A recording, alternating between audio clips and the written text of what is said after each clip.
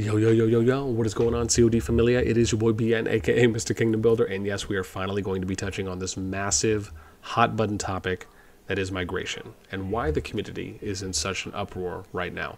Now, this is going to be a little bit of a longer video because it is going to require me to show off some data, some testimonials, some posts, some resources, and then at the end, I'm also going to be giving you my thoughts and how I feel about what has been happening with what appears to be, in short, I think we just have to kind of call it how it is, additional shadow changes that we were once again promised from Asya. For those of you that remember that announcement post that she wrote saying that that would not be happening anymore and that they would make sure that they are communicating and being transparent.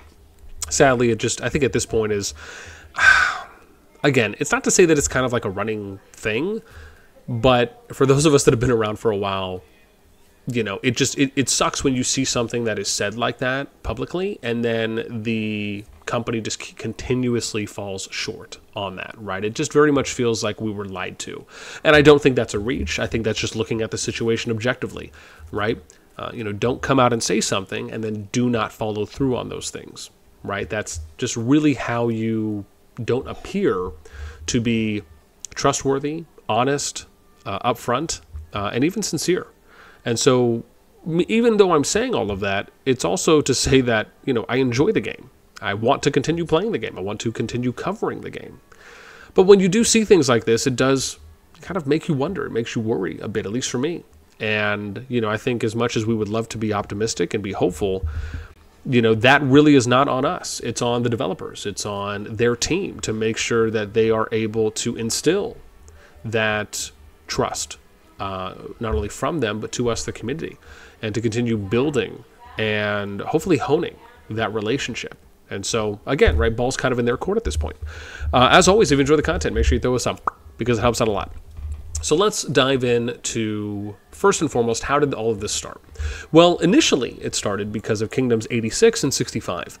Before we even get to the 96 and 110 situation, which we'll talk about in a minute, what ended up happening with these kingdoms is that they skipped Season of Strife, Season 1. They then go into Beleren Season 2, which is basically the next group in pre-war that is going to be going into Season of Strife. Basically, what is most likely going to be happening now, as has kind of been touted already to us, is that Beleren Season 1, Tamara Season 1, and Beleren Season 2 are all going to be going into Season of Strife, right? So Season of Strife is, I guess, kind of AKA unofficially Season 3, if you will. And if you remember what happened when Season 2 was announced, right, all the kingdoms finished off their side seasons, and then they got rid of all the side seasons. Now, I don't know if they're going to end up getting rid of all the side seasons now once all the kingdoms end up finishing their current side season KVK and then go into Season of Strife, but that is what has consistently happened, right, previously. With all that to be said, what really was the problem with 86 and 65? Well, because they skipped, you ended up having both of these kingdoms at the time that were crowded status, and I'll show you that here, right? So if you look at Kingdom 86 here, right, they opted to not register and skip. And then you had 65 that, again, opted to skip and not register, or not register and skip. And both of these kingdoms you can see at the time were crowded. Now, keep in mind, if you did not register for Season of Strife, you also did not participate in Brink of War, which means you wouldn't have had any training event to basically boost your power up. You essentially would have just kind of been hanging out in Home Kingdom for an extra period of time. Meaning, in addition, that unless something major came around, you're probably not going to be doing things like boosting your power, you know, leveling up, you know, massively leveling up heroes. You're not going to be, you know, gaining some wild amount of merits. You're probably not going to see some ginormous spike in activity. And these are all some of the factors that go into individual player influence that factor into kingdom influence, which essentially is identifies or designates what your kingdom activity status is going to be: normal, active, crowded, and full. So it all is to say that there's nothing that really would have happened majorly, right? It's very unlikely, if not probably near impossible, that something major would have happened that would have allowed for 86 to go to full or 65 to go to full, right? However, what ended up happening is exactly what we're showing you here, which is where you see 86 going to full, yet 65 stayed crowded.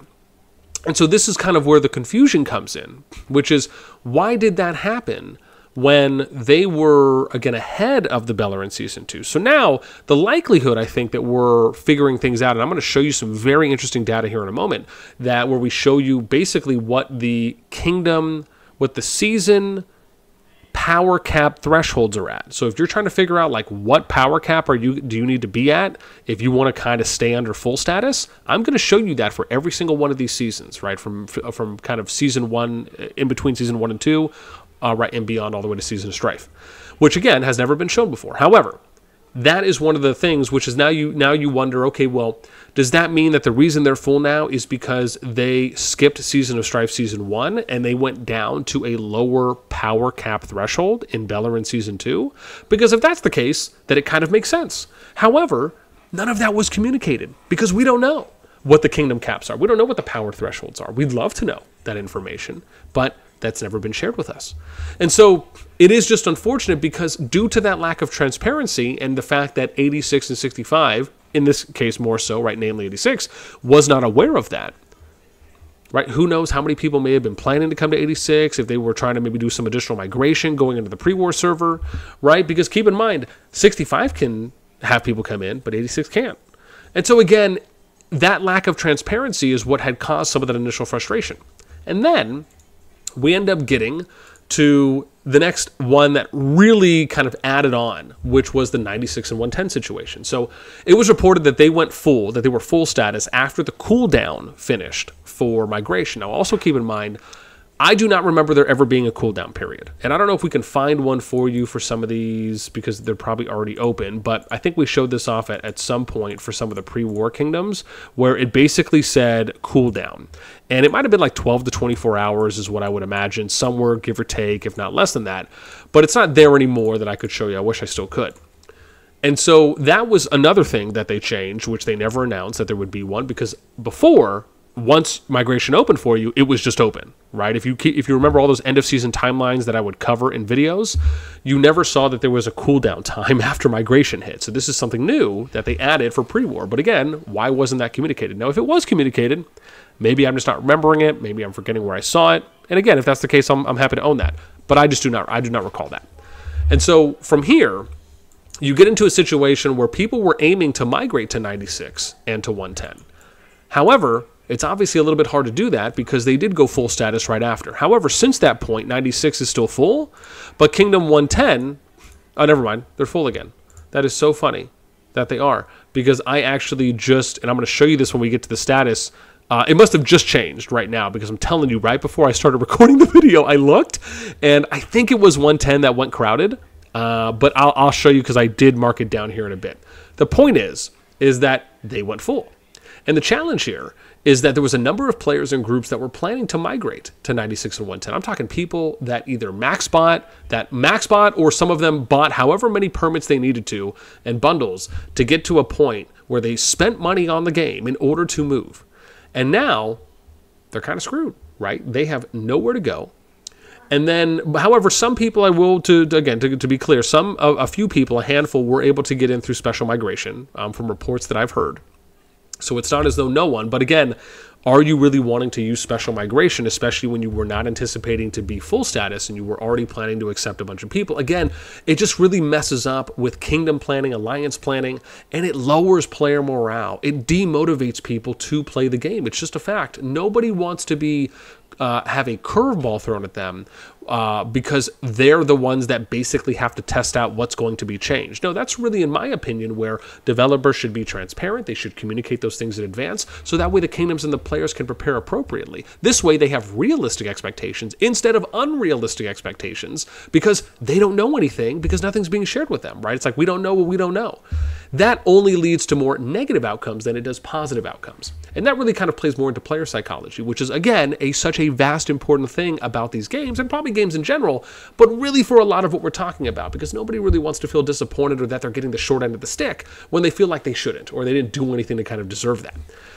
And so then we get into this situation, well, what happens with these players, right? Because you have players that have purchased permits, you have players that were aiming to migrate, but now they cannot.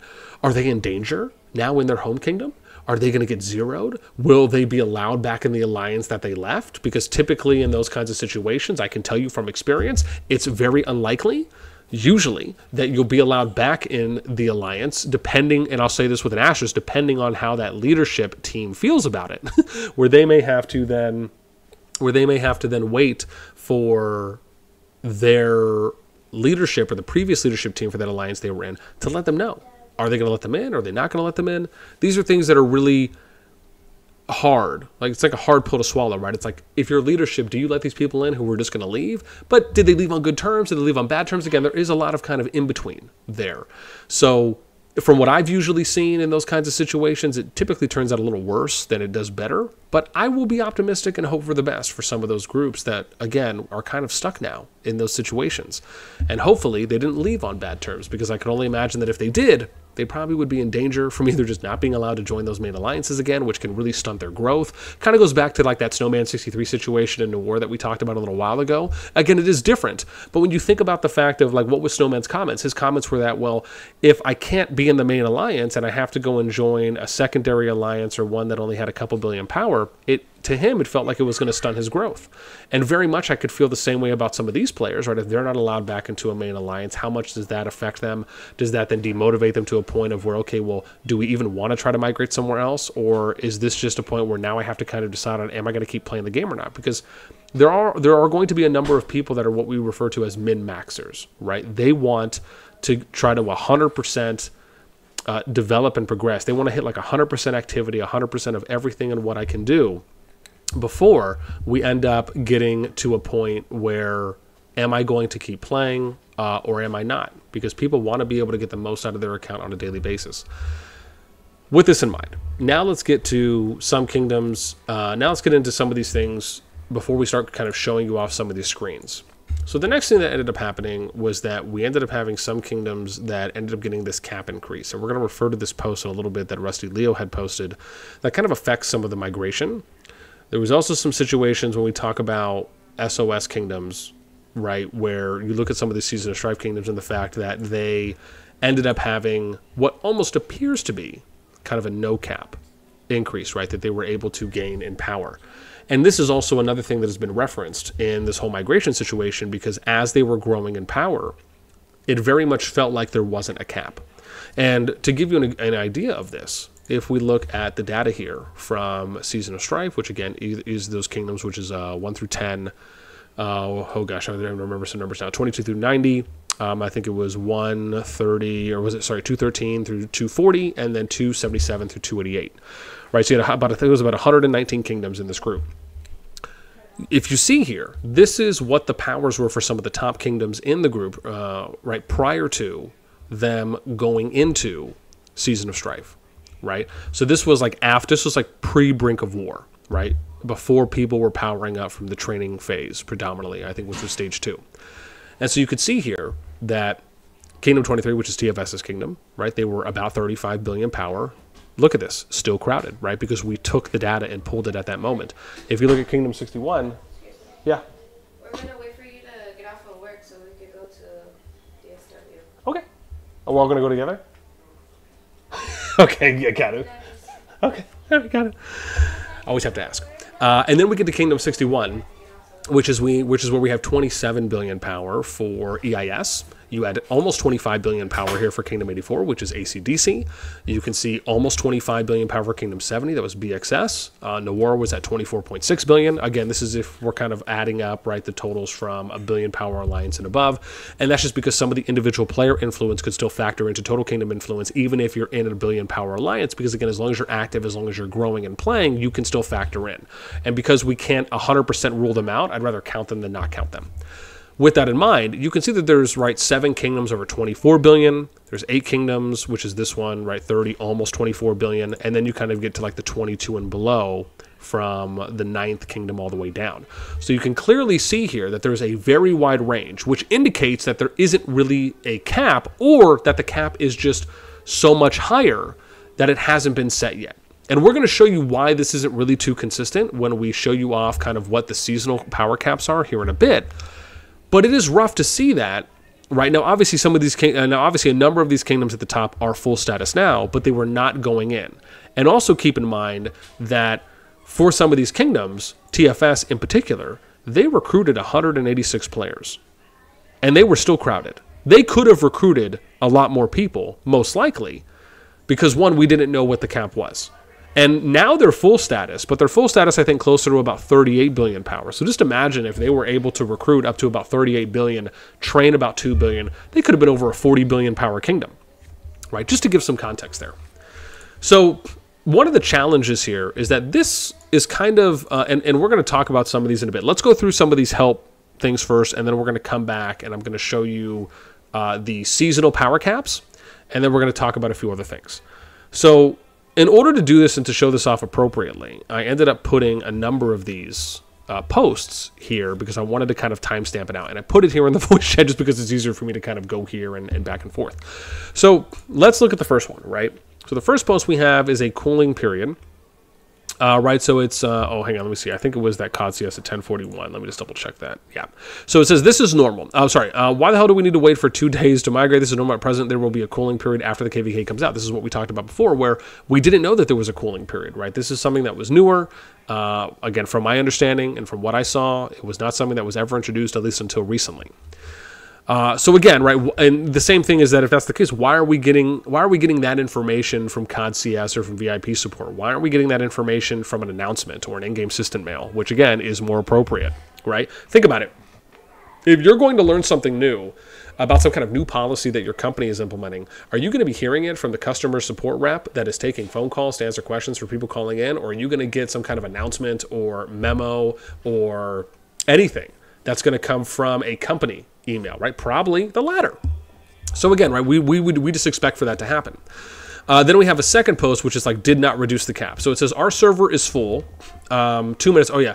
And sorry, COD CS, we have not reduced the capacity. And I also want to give a disclaimer here, right? And I want to be fair to COD CS, because keep in mind, they are not developers, right? This is most likely a customer service agency or some kind of customer service company that they hired and is helping them answer questions for people, right? So they probably have some kind of archive or some kind of library, some kind of reference sheet or point that they go to find out answers, right, for frequently asked questions, and or for ones they need to do a little bit more deep dive in, right? They'll ask whomever that may be, even though we don't really know who they're asking, right? I'm sure we could probably infer, but we don't know unless that has been publicly said somewhere, right? So again, I do want to be fair to COD CS, and again, this isn't any of them. Obviously, they're doing the best job that they can. So for me, it's not really going to be talking about things in a way where, you know, we're negatively bashing them at all. It's just going to be more of like, let's take what they said and then let's break that down neutrally. So this one is, right, they said, we have not reduced the capacity of any server. The server status is related to factors such as player power and activity.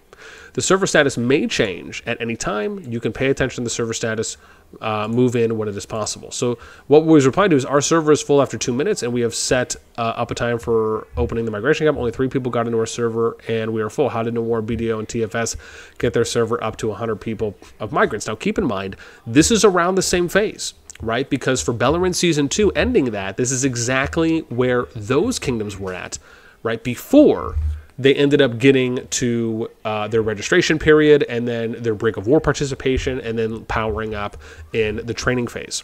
So it is a fair question when you think about the fact that they ended up going full. What does this mean? Does that mean that they reduced the cap in Bellerin Season 2 when the cap was clearly much higher? The fact is that, yes, something did change, right?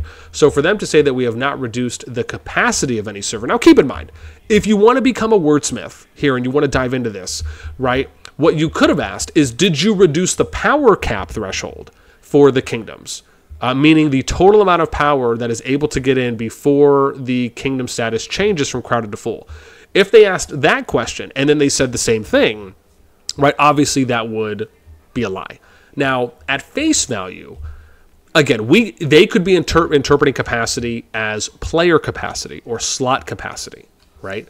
And so, again, it is, you have to kind of infer this. You have to like read between the lines a little bit here, which is people are taking this as though this is power capacity or what the total amount of power is before you hit the next activity status in that season. They could be referring to player capacity here, right? As we said, referring to slots. However, it is a bit misleading, partly because of the way that the question was asked, and then obviously more so because of the way the answer was provided. So again, right, that I think would have been a little bit better right? Because you could see up to 100 people. So they're referring to capacity. So you could make the argument that maybe they're not wrong, but at the same time, I think that their answer could have been a little bit more clear because of everything that was already being talked about as it refers to power. And, that was kind of already being set earlier. Then, let's get to the next one.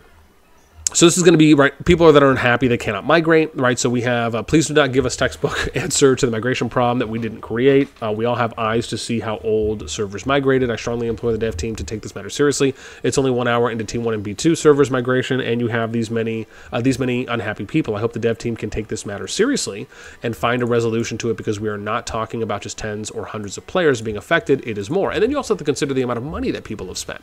And so once again, the fact is that the power cap threshold was changed. It's undeniable, right? To think anything else beyond that, especially when I've pulled the data and I have it available and we've showed it to you, and we're going to show you some more data as well, it's not. Now, again, if you want to say that the player capacity thresholds were not changed as far as up to 300 and all of a sudden it went to 200, yeah, that's true. That wasn't changed. But that's really not what people are talking about. So let's then get to number 4. So number 4 here is... right, this was a response saying, we have carefully confirmed that there is no abnormality in the service status of server 110. We will also feedback the needs of players and see the feasibility of increasing immigration capacity in the future. Right, so again, they're referring to capacity, which is slot capacity most likely. And again, right, we're really kind of talking about powers here, right? And this was someone who was referring to 110, right, saying server 110 is full with spaces remaining, showing as 00. Our entire server has less power than the War Alliance alone. In what universe is that normal, right? So again, right, they're referring to power, but they're kind of telling them about slot capacity. At least that's how it looks. Then we get to number 5, which is avoiding... I think we had avoiding something. So get it. Thank you for sharing your thoughts. The reason is to prevent the alliance number. Oh, sorry. So the question here was, is there a reason behind the devs removing the plus 80 players, or is it just to annoy the player base? I think everyone would be much more understanding if there was an announcement giving the reason why it is in place. Now, keep in mind, they did mention that this would be removed. I think it was in 1.0.25, but the challenge is that the information was not specific. They said there would be a boost, and then that boost would be removed after a period of time.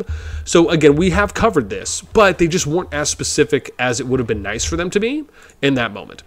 So it says, get it. The reason is to prevent the alliance number from being too concentrated, resulting in a small number of alliances in the server, making the alliance too powerful compared to other alliances and making it difficult to match other activities such as routes to war. So if that was the case, and keep in mind, what they're talking about is that the reason they've reduced this after a period of time, right, is that they're saying that it's going to, they don't want the players to be too concentrated, right? That it's going to result in a small number of alliances in the server, making the alliance all too powerful. Really what they're saying is making it a 1 alliance server, and it's sometimes a 2 alliance server. Now, if you want to try and spread out the power more, you would have lowered the alliance capacity. A number of us were having a conversation about this in the CoD VC a number of days ago, where I gave my opinion on that. For them to kind of go down to maybe 150 player capacity would actually allow for those players to then have to spread out to other alliances, therefore making other alliances more active. So you're having more than just 1 or 2 active alliances. Maybe you'd actually have 3 at this point. Maybe even if we're really stretching it and getting a little risque, maybe 4.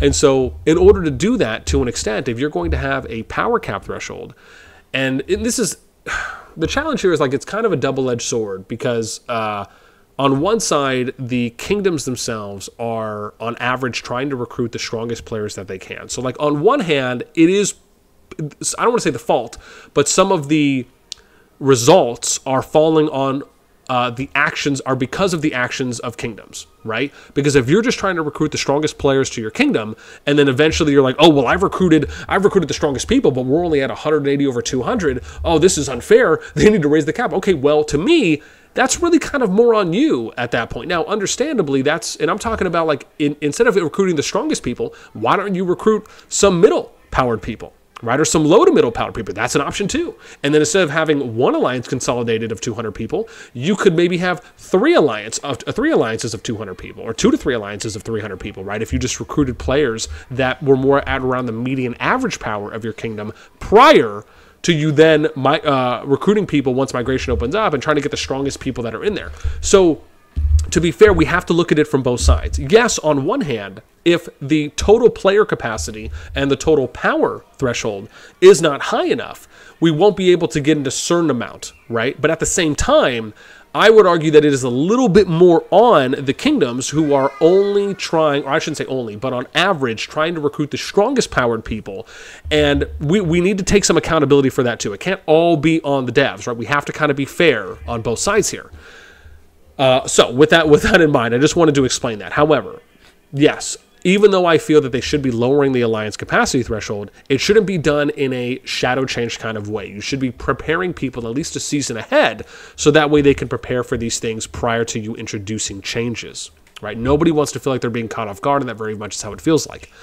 So, yes, that would be lovely. Let's continue and go. I think we're on number 6 now. So we have, so here's a screenshot of my migration factors, people upset, right? So here was something where they ended up saying that the server status will be based on comprehensive factors of players in the server, such as active power, players, merits, kills, power. The power is just one factor. However, we have an original screenshot but original list of individual player influences that factor into kingdom influence, influence power, right? And we have that here on the Discord. Let me just make sure I'm on an appropriate channel. Okay, good. So let's go to callofdragons. We'll go to chat. And then we're going to go to pinned messages. So these are all the things here that we wrote down. This was when it was initially introduced at around, I think this came out at around January. So this was earlier in the year, right? Where they said kingdom activity status factors, which is for individual player influence. It's individual player influence, which is factored by power, the current power, your growth, merits gained, your hero star rating, how many heroes you have awakened, your artifact level, your legion counts, and your war pet skills, right? Now, from my understanding, they have not made a public correction of that, meaning where they say, this is what it started as, this is what it is now. That has not happened to my knowledge, which is exactly what should have happened if you're going to then say, well, these are the new things that we're doing or we're going off of, right? Because again, that was one of the things we've been advocating for a while when we read patch notes, which is tell us what the before numbers were, then tell us what the after numbers were. And in fairness, they've been doing a better job of that. It's still not the greatest, right, or the best that it could be where they're being consistent on everything, but there has been improvements. And we want to see the same thing on that front as well. Okay, let's go to the next one here, which is going to be, here it is. So this is one of the damning ones. This is like one of the ones that I think really upset a lot of people, right? Where you have them coming out and saying that it was mainly due to power gained after the fact and not necessarily due to what was happening currently. So since server 110 and 96 are already very powerful, they became full after receiving some players. The current server capacity is normal. The reason why some servers such as TFS and War, and this is the damaging part, have reached a high server power is that the server is full. Players can continue to improve their strength. In this case, the overall strength of the server will also be improved according to the improvement of the player strength. So it's almost kind of saying that they ended up getting full because of recruiting some people and then the power gained afterwards, right? Which again, you can maybe say that now because they are full, the training period has already occurred, and if you look at all of those individual player influences, factors that go to individual player influence that then compile towards kingdom influence, well, they're in KVK right now, right? And the fact is they were probably full prior to Zone 2 opening, most likely they were, but however, they also powered up during the Stage 2 for Brink of War, which is the training period, right? And then when they went into Season of Strife, maybe they lowered the cap, or maybe they just said, okay, well, whatever it is, we're just going to make them full now. But the fact is that it really wasn't before the Brink of War, right? And we kind of have already showed and alluded to that. Now, again, the statement is a little bit broad and vague. It could have been maybe a little bit more specific, but I think this was something that just had upset some people. The fact that it was worded in this way without really kind of having a true understanding, or what it feels like a full understanding of the before and after effects. So let's get into the next one now, which is, this was, I think, so this was something that was posted by Karate Right, which was here. Right, we apologize for the way, this is the one where it says, this is the one I think we just looked at, right? Server status will be based on comprehensive factors, players in the server, such as active players, merits, kills, power, but power is just one factor. It says, apologize, the migration will be based on the server status as well. Once the server status is changed to full, then remaining slots will be immediately zeroed. The answer down here is, sorry for the misleading by our VIP support. The merits won't influence the server status. However, that's interesting that they're saying that, because if we go back, merits are being influenced. So again, what it almost feels like is we're kind of playing like this game of telephone where they come out and initially say something, but then the people who are regurgitating it, being COD CS or VIP support, are like telling something, one thing, or one other person's telling it here, then they're telling it to the next person. And even though it's probably just multiple different individuals that are responding at that point, we should be consistent in what we're saying. And that, again, is one of the challenges, is that, and this has been documented, where sometimes you'll have VIP support or COD CS, or sometimes COD CS one day will give an answer, and then they'll give a varied answer the next day. Now, I can understand if things change, and if policies need to be updated, if language needs to be updated, if maybe they got new information. But there does come a point in time when you're talking about certain things that have not been stated publicly that do need to be addressed in more of a public manner compared to support answering those things, right? And that's kind of what we're talking about, like things like announcements, in-game system mails, etc. Then let's get to the next one, which is another support response that we saw, right, which was due to server 96 itself is very strong. So after receiving, some players became full. The current server capacity is normal, right? So this kind of refers to the same thing, right, about capacity, when really what we're talking about is overall kingdom power, right? And you can say kingdom power cap or kingdom, or whatever the kingdom power threshold is, right? Is that 20 billion, 25 billion, etc.? Which it feels like it's more of that. And then the player numbers are just kind of more superficial at that point, right? Which is just kind of a way to say like, oh, you got this person in, but really what it matters is the amount of power that you took in. So then let's get to the next one. And this is a little bit of a longer read for this one. This was made by Doomstar, right? And his post right now has 129 votes. Probably the most upvoted post I've ever seen in the help channel. Not that I'd look at through every single post there, but I'd have to imagine this is either number one or very close to it. So we're just going to do a little bit of reading here. So he says, first, I want to shed some light on the history of how my generation of servers has been treated. We continue to be treated less and less compared to other server generations. For example, we're given 24 hours in our first home kingdom. This was also consistent in a number of other kingdoms as well. There we received our one-time 80-player buff. We did not get global migration like the other servers did for their home kingdom. To be fair, keep in mind, it's not global migration. I understand what Doom is saying there, right? It's you being able to receive people to your kingdom that are in the same season, but you can have people come in from kingdoms that are still in KVK, which was later kind of clarified and added in, if you will, right? But you have to be in the pre-war stage in order to receive migrants. We did not get the same amount of preparation time either because we were launched into the KVK, of which had so many massive bugs with the accounts being reset. When going back to the home kingdom, this happened to me. Players were able to buy multiple bundles by resetting their account. This was a thing that happened, and some players got really far behind because of this. This wasn't fixed until much later in the KVK, and we weren't able to reliably go back and build our home kingdom so we could prepare for the 80-player buff going away by building the 300 towers, connecting to all the behemoths. We have been told that we will not get that 80-player buff back, so we got almost no home kingdom prep time compared to the other generation servers. Still, we sucked it up and dealt with it. Additionally, we were unable to recruit from Gen 1 servers. However, the Gen 1 servers were able to take players away from our generation. All if fair, people have the right to play where they want. They make that choice. But now, players from Gen 1 servers who might want to play in Gen 2 server can't. Now, keep in mind, it's not that they can't, it's that you have to wait for those kingdoms to then get to Season of Strife. So, to be clear, eventually they will be able to go there, right? It's just everyone kind of has to be in the same season, which most likely is going to be happening after this next wave, because that was a post that was a comment that they had made, which I think we might show that here in a little bit, where the remaining ones that we also said from those side seasons are going to go into Season of Strife. So eventually you're going to have 300 kingdoms or something like that, give or take, in Season of Strife, and then once you get to the migration, if they're lining up all the timelines, they'll eventually be able, well, even if you don't line up the timelines, right, you'll be able to migrate to any of those kingdoms when they're in the pre-war phase. So then we get all if fair. People have the right to play where they want. They make their choice. But now G1 servers who might want to play can't. An opportunity given G1 servers and others do not get. Now, yet again, we do not get the same opportunities that the other generation of servers are getting with regards to player capacity. We have, and more specifically, it's kingdom power threshold, right? We have many very excited players that want to join and play with us. Now, because we are not being given the same opportunity, they cannot.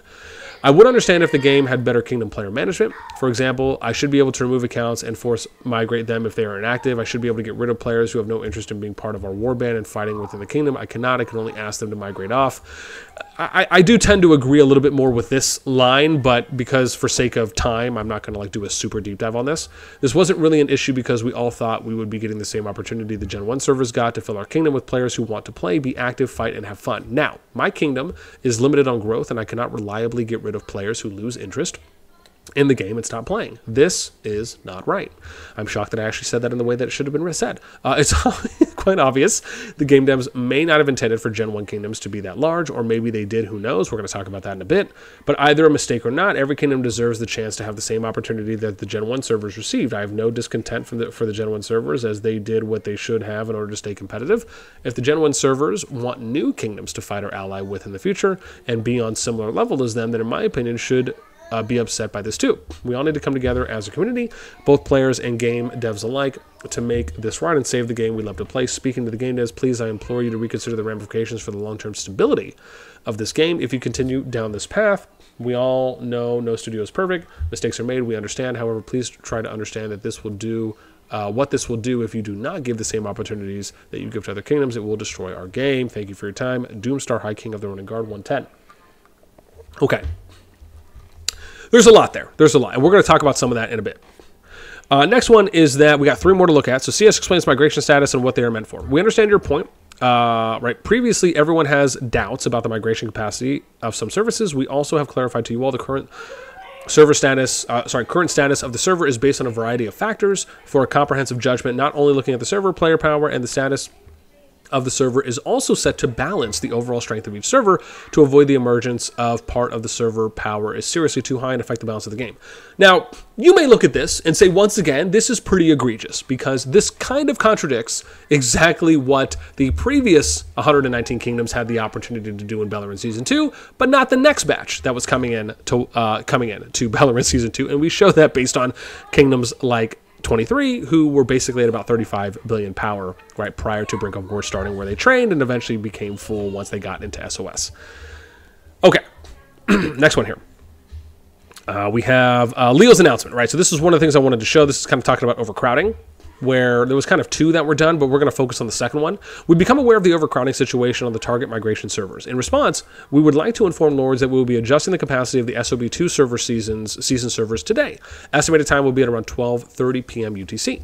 Upon completion of this operation, each server will be able to accommodate an additional 30 to 50 Lords, depending on the current server conditions and the power level of migrating players. So this is really important, is that part of me felt like people were getting a little bit too hung up here on the actual player slot capacity when it's really about power.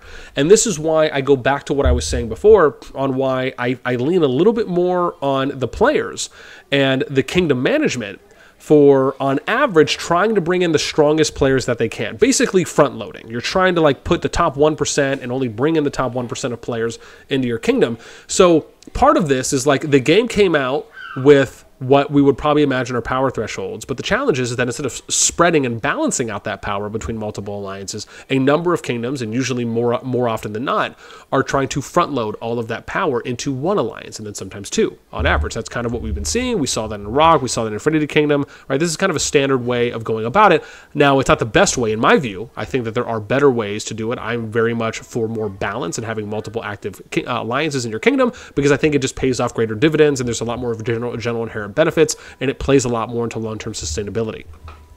However, this is what was said. Additionally, regarding the overcrowding situation on the migration target servers, we are reassessing the calculation method for allocating migration slots to high-powered players. We're dedicated to making continuous improvements to ensure better experience for our community.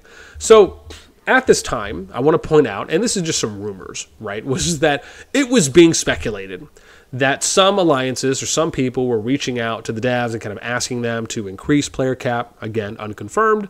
There was also another rumor around this time that they had asked the devs to like reset merits or something for some of these stronger kingdoms that could get more players in. Again, unconfirmed. But it was just shocking that I heard this from a number of people at this time, and I've also seen some people speak on these things a little recently as well. And so it is just interesting when you see things that are said consistently over a period of time, unless it's just a matter of, like, I don't know, trying to keep the rumor alive, if you will. Who knows? Okay, let's get to, I think, one of the last ones here, which is this one here by Tabula Rasa, which I thought was actually like a really good post if we're thinking about some of the hurdles and challenges now. We are facing an emergency with hundreds of your most dedicated players stranded on a burning platform. These committed players who have spent money on migration permits and made tough decisions to leave their current kingdoms are now unable to migrate. They are left inside hostile situations, unable to play with their chosen community, and feel abandoned and left with no other choice than to quit. To resolve this immediately, we must allow G2 servers to migrate in 150 players without restrictions, similar to but less than 300 migration spots in G1 2021 servers recent migration allowed for. This will not cover all planned migrations, but it will prevent your players that are in the worst situations right now from quitting your game in frustration. Will you please prioritize a hotfix urgently to ensure your players can continue enjoying the game in a supportive environment in a kingdom that welcomes them and makes migration possible for 150 players into G2 kingdoms during the current migration window?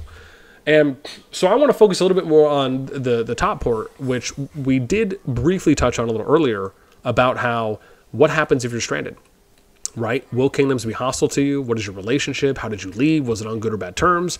And clearly, for Tabula Rasa, they feel that themselves and maybe however many others are in dangerous situations. And it will be interesting to see if those come to light. And if so, and I want to know, if you are in a kingdom and you are in a dangerous situation, or you feel like, one, you're not able to rejoin the alliance that you left, or you're not able to rejoin the alliance that maybe removed you because you were leaving, are you being threatened of being zeroed? Are you not being given access to certain things? I would love to hear. So please let me know in the comments down below, because I would love to try and kind of keep tabs on those things. And then in addition to you leaving a comment, please shoot me a DM too as well. And this isn't to like shame those kingdoms at all, right? Because everyone is kind of entitled to do their own thing. But I would just love to kind of generally know who really is kind of out of sorts and who's really outside of the Cool Kids Club at this point, and if it's affecting your account's development, because I just think that would be interesting to talk about and to kind of showcase.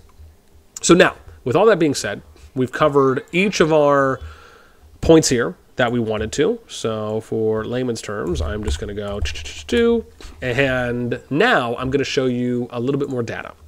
So let's go back to something that I want to show you now, which is something I had pulled here. So this is what the threshold data is at the moment. And this is, I want to be clear here, for these kingdoms, which are now full, right? So if they do not have something next to them, they are full, right? Or I should say they were full when I pulled the data, which was, I think, 2 days ago. So I probably need to update this. I don't know why it says that. I think this was 25, 24. So around that day is when I had pulled all of this. So you could see here that at the time, right, you could see that some of these kingdoms were full. It looks like the full is probably around 20 to 21 billion power, even though you have some that are crowded here at 21.6. This also could mean that these kingdoms were a little bit stronger, and then they maybe drop down in power a little bit, but maybe not enough. But this is just kind of weird when you look at it, right? Now, obviously, there's going to be, this is kind of a soft gauge because we're not looking at like the top 300 combined power or the top 400 players combined power summed up, which is probably a little bit more of an accurate indicator. But it at least gives you somewhat of a range. And you could say the range is probably somewhere between 20 and 21 billion power, or 20 to 22. Right, for what you would be considered full. Because you could see a number of these kingdoms at like the 19.3 and below that are still considered crowded, and then you have a number of them with the highest being 225 that was at 21.6, right? Now, keep in mind, these were for Beleren Season 2 kingdoms that, or I'm sorry, these are for kingdoms that are in Season of Strife, right? So these are kingdoms that are in Season of Strife right now. But then, right, but we also know that these kingdoms, these were about the powers, give or take, maybe a bill or two, for the powers of them going into when they were in Beleren Season 2 prior to going into Season of Strife. So now let's look at Season of Strife. So we have, and you can see here, 110. What did I have it at? I had it at full, and then it went to crowded, right? But now it's back to full, right? So I just wanted to show you that because I mentioned that in the beginning of the video.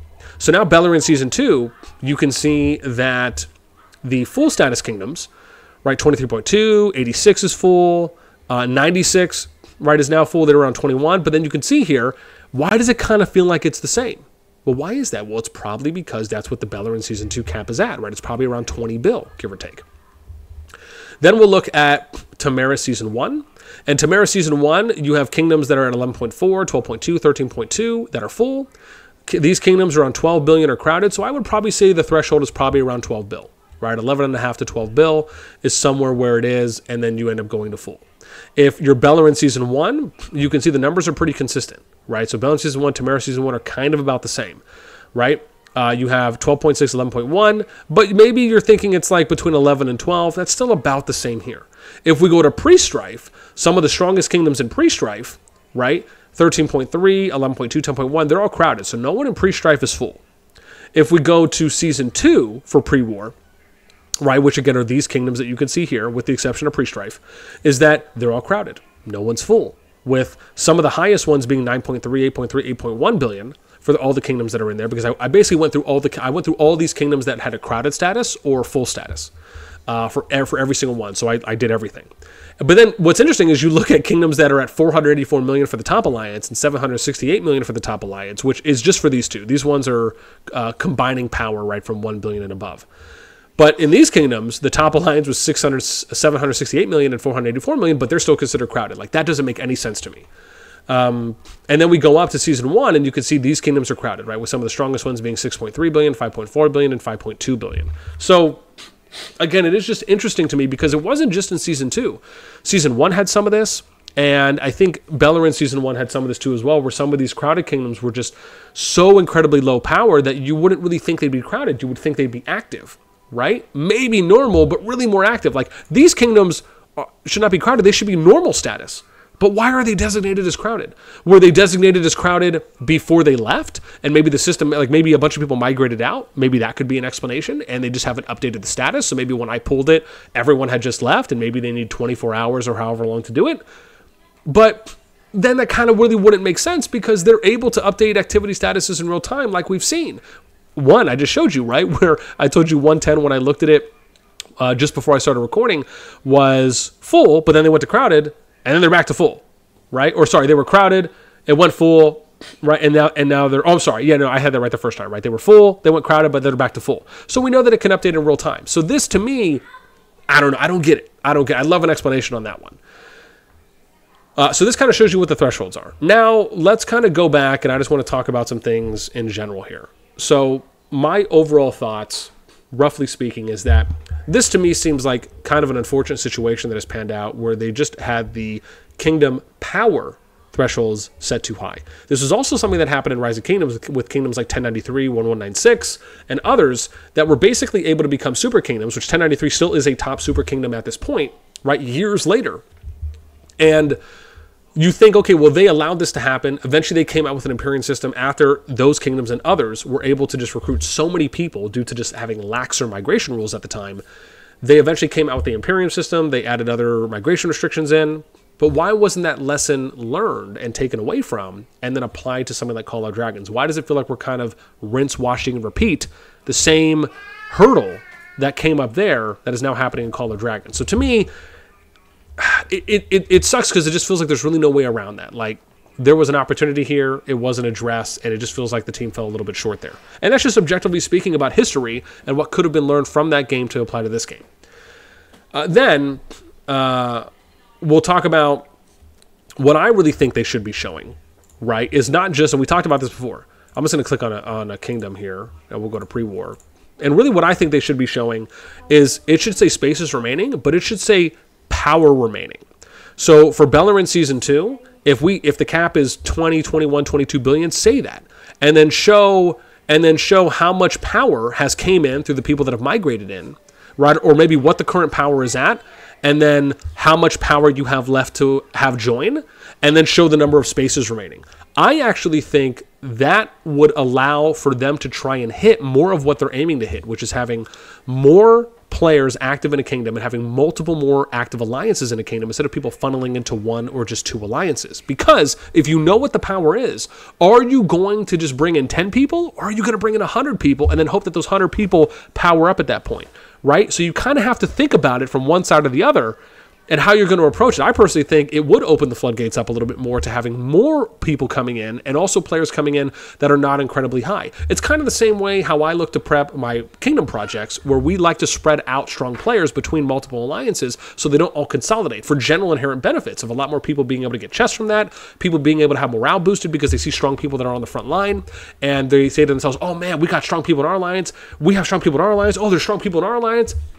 Everyone feels like you kind of are not advocating, but that there is a level of balance and fairness. And because of that, you can have a lot of psychological boosting of motivation and people feeling like, man, now I'm more willing to go out there and fight because I have some strong players out there that are fighting for us on the front line compared to all of the strong players kind of being in one alliance, right? And then other alliances maybe not really feeling that same level of motivation, dedication, and willingness to go out there and engage and do PvP on the front line, as an example, right? Or even sometimes maybe even go out and fight. So I personally think if they added in what the power was, where it said something like 22 billion and maybe their kingdom was at like 19.5 billion or something, and then you had 300 over 300 spaces remaining, I personally think it would encourage more players to come in on kind of a median average power for the kingdom instead of them just only looking to recruit the strongest people on average, I should say.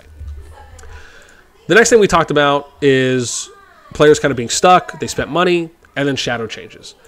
And I will leave you with this because, again, I know this is a long video. I wasn't expecting for it to be almost 50 minutes long, but there is a lot to go through and there was a lot to talk about. And I hope that I did it in as quick of a way as I could without kind of lingering on anything. I don't feel like I did, but there's just so much to really get through. So I hope that you guys enjoyed this deep dive. The last thing I'm going to end with is that this, to me, was completely avoidable. I very much feel that. And that's not to say that, as you guys know, right, I think we can talk about things in a professional manner without having to resort to any kind of, poor language, if you will, or attacks, right? I think we can be objective and we can be fair across the board by saying, look, these were missed opportunities, right? These were mistakes, or these were just maybe not the right ways to go about things, or things were not communicated as well as they could have been. And hopefully the devs take that for what it is. Right? I mean, either they'll look at it and they'll say, you know what, we can understand that. We see where the community is coming from, and we really do need to try and get better. Or maybe it's, we'll just kind of say whatever we're going to say to maybe kind of, slide under the radar, kind of keep things going as much as we can, but we'll kind of keep doing what we've been doing. Now, part of me feels like some of that from the devs is true, because there are some things they've been doing that kind of feel like that, where it's just say one thing, but we do another. And then in other areas, they say something, and then they actually do it.